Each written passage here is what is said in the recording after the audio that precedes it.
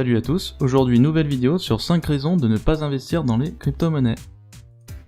La première raison, c'est conserver la valeur de vos actifs.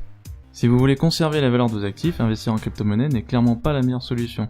Quand vous mettez 1000 € sur un compte en banque, dans 6 mois vous aurez toujours vos 1000 €, bon, avec peut-être des intérêts.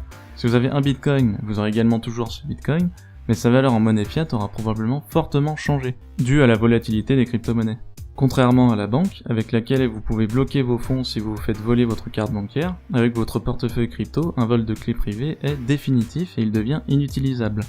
Alors vous avez pas mal de mesures de sécurité pour éviter ça, et vous avez notamment les portefeuilles matériels comme le Ledger Nano S. C'est un hardware wallet basé sur un élément sécurisé, une carte à puce, qui protège vos clés privées contre les malwares et les virus. Vous pouvez même l'utiliser sur un ordinateur compromis.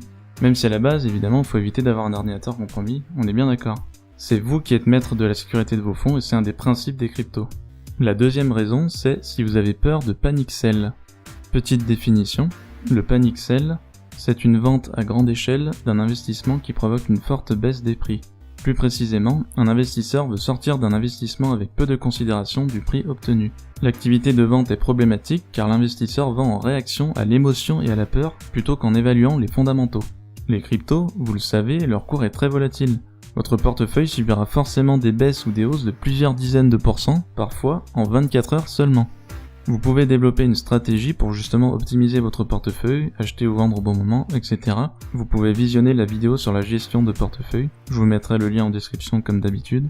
La troisième raison, c'est si vous n'êtes pas prêt à y investir du temps. Prenez du temps pour vous former. Les crypto-monnaies, ça reste encore un domaine très nouveau et quand on débarque et qu'on ne connaît rien, il faut vraiment bien se renseigner, il faut vous former, etc. Sinon vous allez droit dans le mur. Pour ça, vous pouvez recevoir des vidéos de formation gratuites, je vous mettrai les liens dans la description. Vous pouvez également rejoindre directement le Club Crypto en Or, c'est un groupe qui regroupe plusieurs experts crypto dans différents domaines, y compris moi-même. Vous y retrouverez du trading, des analyses techniques et fondamentales, des airdrops, du mining, du stacking, des ICO. Vous serez vraiment encadré pour faire les bons choix. Le prix de l'abonnement est vraiment dérisoire pour toutes les informations que vous allez y trouver. Vous pouvez même y rester un mois pour tester, et si ça vous convient pas, vous pouvez partir à tout moment. Quatrième raison, si vous n'êtes pas joueur, ou que vous n'aimez pas prendre des risques. Alors ça paraît un peu évident, mais il me semble important de le rappeler.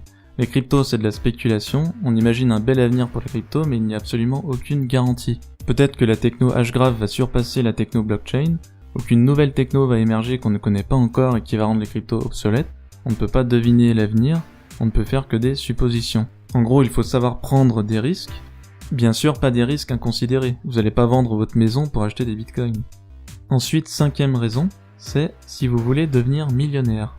Alors comme tout le monde, on veut mettre du beurre dans ses épinards, mais les crypto-monnaies n'ont pas été conçues pour rendre ses utilisateurs millionnaires. Même si cela a été le cas pour certains, elles ont été conçues pour leur redonner de la liberté, qu'elle soit financière ou de manière plus générale, supprimer les intermédiaires, etc.